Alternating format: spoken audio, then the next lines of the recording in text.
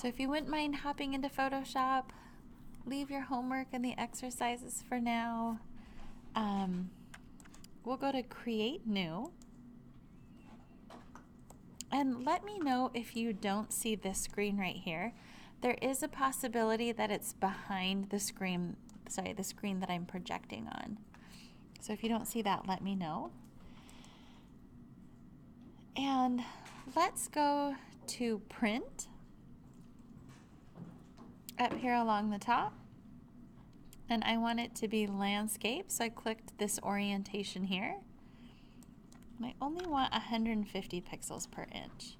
So again, I went to Print, I chose Letter, and then I made two modifications. I made it a horizontal or landscape layout, and then 150 pixels per inch. Everybody got that okay? Yep. Great. I'm going to go ahead and click on Create. And if you look on the board, really quick way just to show you guys where we're going tonight, but we're going to be talking about transformations. We've already talked about simple transformations, but tonight we're going to be talking about doing different types of transformations. So we'll be doing things called skewing. You may have already done some rotating before. We talked about it quickly that very first night of class, but you can do perspective, I think it's skew and distort. We'll work with those three, and eventually there will be some, it'll make a little bit more sense. Tonight's a little bit abstract. And then I'm also going to teach you guys how to put in text and draw some shapes if you ever wanted to add some simple shapes.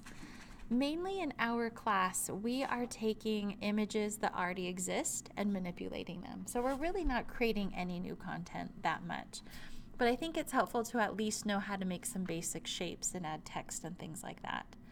Now, just know that when you use text in Photoshop, we don't use text to do layouts and things like that.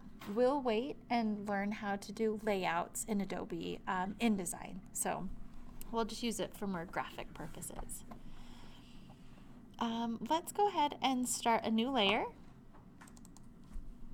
And I'm going to call this one Shape. So we've got our background. Now I've got a blank layer called Shape. And again, to create a new layer, I just like to click on this little sheet right here with the corner turned up. I think you can always right click on your layer too. So it's really particular about where you click. You can't click down here, but if you click on an existing layer, you can duplicate new layer, and you should also be able to create a new layer with one of these menus. I just completely forgot where to click on those. There we go, new layer. I eventually got it. I'm so used to my shortcuts, I don't remember the longhand anymore. Now, quick review, if I wanted to draw a black shape, what is a quick shortcut on my screen that I can click to reset my colors to black and white? So X will switch them. So see how my color is blue right now? So it's swapping between blue and white. But we use black and white so much because we're almost always masking and hardly ever actually brushing color. But this little tiny icon right here, this black and white, it goes to the default black and white color. So it's really small, but that will let you reset your color, because if you ever try to go to black alone, I mean, which one of these is really black? Is it this black or that black? This gets you absolute black, okay? So now that I've got this shape here, everybody click U for me. And whenever you click a shortcut, again, I'm always talking about looking left and right as you're working, but when we click on U, it takes us to the rectangle tool by default. And if we right click on that, you can see that there are more shapes in here. But I just wanted to start with the rectangle tool. And go ahead and just draw a rectangle that takes up about half of your screen. And you can see that once you draw it, it kind of automatically fills it in. So we can be pretty loose on this one. Any questions about that? You guys found that okay? And again, I don't know why the rectangle tool is U, but there are other shapes. We won't talk about them tonight. Maybe not ever, but now you know where the other shapes are. Again, we're not doing a lot of drawing and creating here. Now, going over just kind of some review from what we've done in the past. If I wanted to duplicate this shape right here, what are some ways that you already know how? If I wanted to take this shape and duplicate it. Yep. Yeah, so I could right click and go to duplicate layer. Good. What's another way that I could do the same thing? Click the layer, drag it down to the creating layer. Yeah. So I could even come down here, touch the new layer button, and it makes shape copy. Either one works. Now the other thing that you can do, and I don't want to do this tonight, but I just wanted to show you, this is something that might help in the future. You can also hold, so I think you can see this on my screen. Yeah, I think in the other lab you can't. But take your cursor, so where do we want to be 90% of the time again? V, right? So make sure you're in V. And while you're in V, hold the Alt key down over the object. And first just tell me what graphically happens to your cursor. Yeah, so you get a double arrow, and what that means is it's duplicating it for you. So holding the Alt key is also another shortcut to duplicate a layer or an object. You can use Alt too. So I'm going to call this one Shape 2. Okay. And why don't we duplicate it one more time, and then we're going to turn it off. Just the last copy. I'm going to call let's call this last one Shape OG, so it's like kind of preserved. And then turn that one off for me. So we've got Shape, Shape 2, Shape OG, and then I'm turning off Shape OG. Kids, do you even know what OG means? Anybody? Anybody? All right.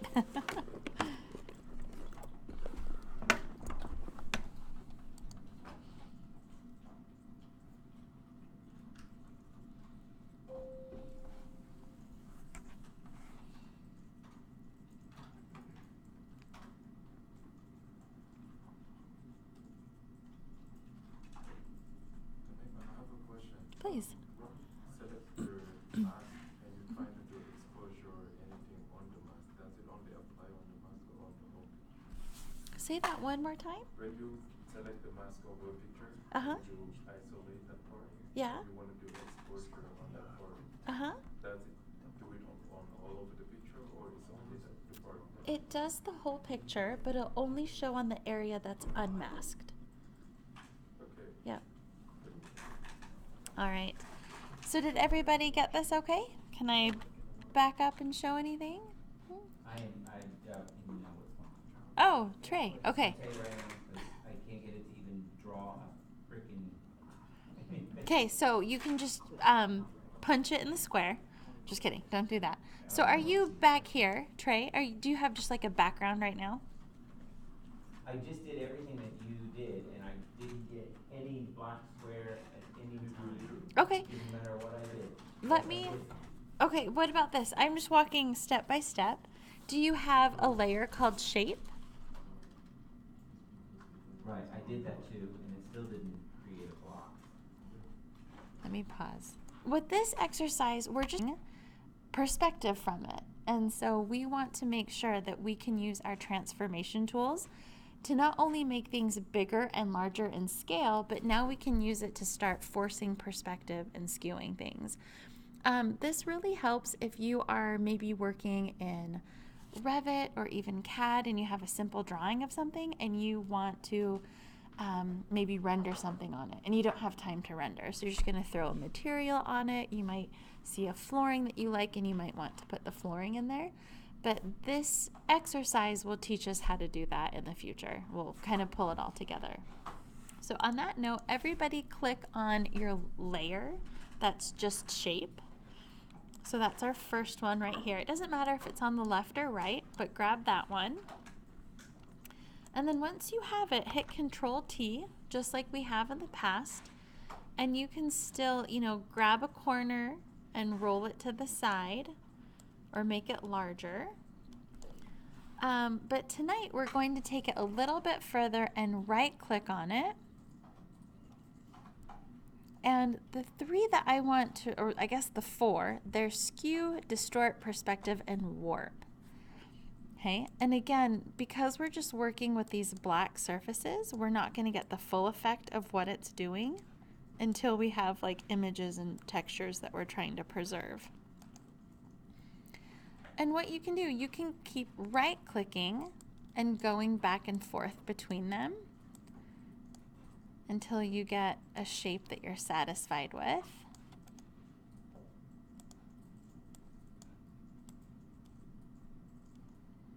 Perspective is pretty crazy.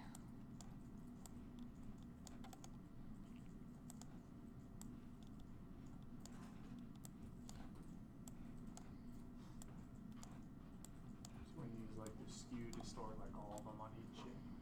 Yeah, I mean, I maybe wouldn't use warp on this one. This one might be hard to emulate. Maybe we'll save warp for later. But you can use all the others.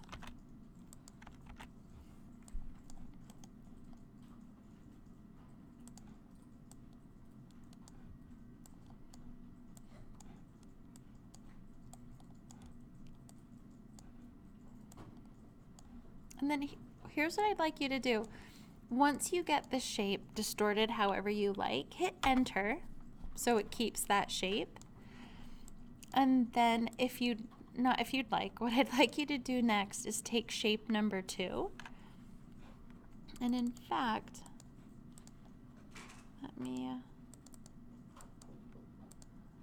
I am missing one of my menus. Let me see if I can find it. We can easily just throw the, no.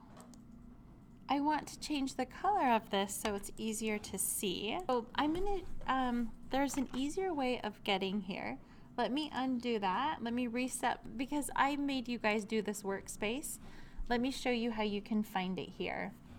So if you go up to properties, you should have this window open. If you don't, go to window and then properties, and that menu should pop up. And essentially, if you are on your shape layer, you can go to properties and double click the color and change it from here.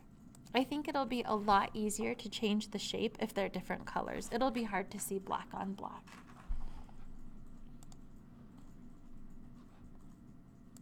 So again, if you go to the properties menu, while this shape 2 is selected, you'll be able to see it's called the fill type. Right now it probably just looks like a black rectangle to you. Let's see, properties, make sure you have the layer selected. Yep, so there's not a layer selected. Now you should be able to see it. Properties.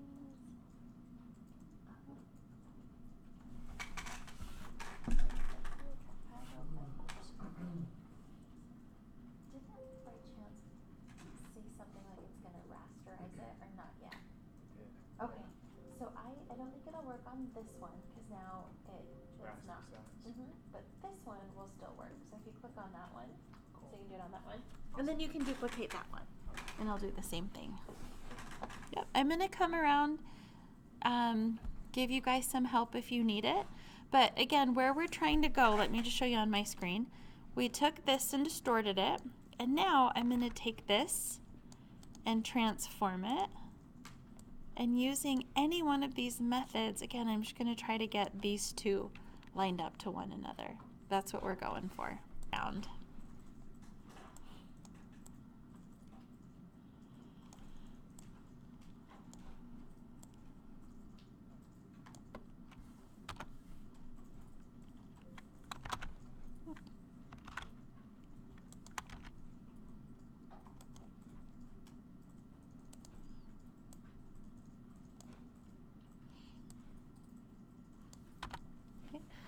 So in a nutshell, that's what I'm looking for.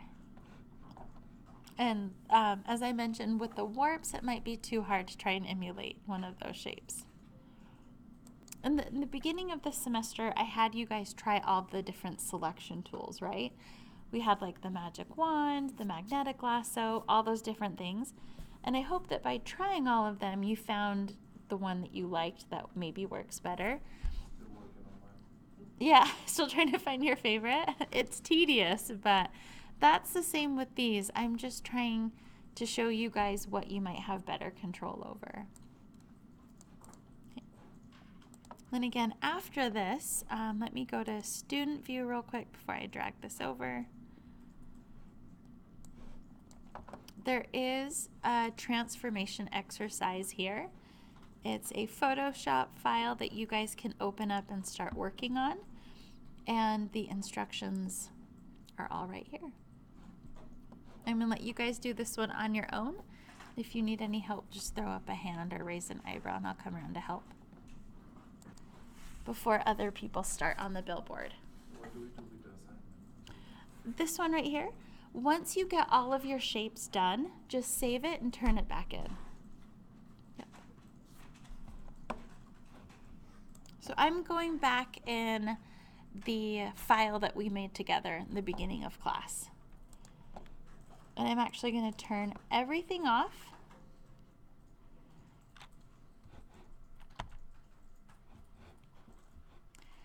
And in Photoshop, if you hit T,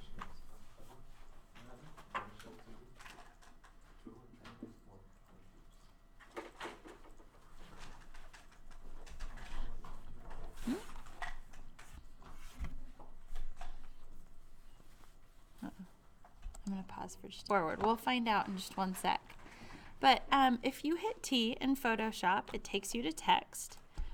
And there's really not much to it. You can right click and go horizontal or vertical. You can even do text masks. That's really hard to say. Try to say it fast. Text. I can't do it. Nope. I'm going to end up swearing, so I'm not going to do that again. But that's how you get, nope, stopping there. Never mind. Okay. So if you just go to the text tool, usually what I like to do first is draw a text box. And in the newer versions of Photoshop, it puts in placeholder text so you can see the font and the size that you're working with. So this is just random. It doesn't mean anything.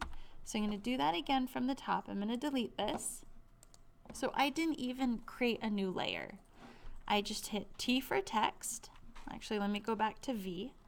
So starting in V, I hit T for text, and do you see that my cursor changes to kind of a text icon? Now I just drag, I make my text box, and then from here, I can make it bigger or smaller, just depending on what I want to do. What was that? Did you get the weird text or did it not put it in there for you? No, I just can't see my words. I wonder if they're really small. Or maybe white? Is your color? No, that shouldn't affect it. They should always be black by default. I'll come take a look at it. Let me throw this in real quick. But if I were doing my name, for example, you could even, these are kind of silly, but if you wanted to, you could play with some of these shapes. They might not help you for this assignment, but there are some of these and you can play with the different settings. Okay. And again, that was this little button right here. I'm trying to hover on it so it tells me what it is. I think it's called warp text. And you can pick the different styles. Now, the other thing that you can do with your text, coming back to my text layer, is you can also transform it. So I hit Control T, and you can see that I can skew it. Okay. So I have a little bit of control over it. You'll note that I can't do distort or perspective, but I can do some of them. Now, the reason why it doesn't let me distort or skew is because it still wants it to read as text. It doesn't want to get too crazy. If you really want to distort your text or transform it the way we did a bit ago, I'm going to duplicate this first. Before I change my text into an object, I always duplicate it. So if I mess up, if I spelled that person's name wrong or something, I have a copy of it. But what you can do is right click, and do you see where it says Rasterize Type? When I do that, do you see how this is no longer text? So that means that this right here, if I hit T and try to type on it, it doesn't know what to do anymore because it's no longer text. This right here though, do you guys see what layer I'm on now? Abdurrahman, So question? this is where you can layer for the text. Nope, it does it automatically for you. So as soon as you hit T and make that box, so this is still editable text, but again, the moment you rasterize it, this turns into an object, just like anything else. So now if I hit Control T, I got all of the options back. And so if you wanted to add text to your Billboard assignment, for those of you who have seen it, you might be able to add a little bit more perspective like that. And I know I went through that quickly, so when all of you guys get there, I can go through it one more time. I just kind of wanted to show you where we're going with it for now. Okay? But, and then after this, I will stop showing my screen so you can have both sides of yours. So I'm going to start this whole thing from the beginning. And you can do this in any file. I just want you guys to be able to clearly see my text. So, as usual, I am in V for move. Okay. And then to get to text, my shortcut is T.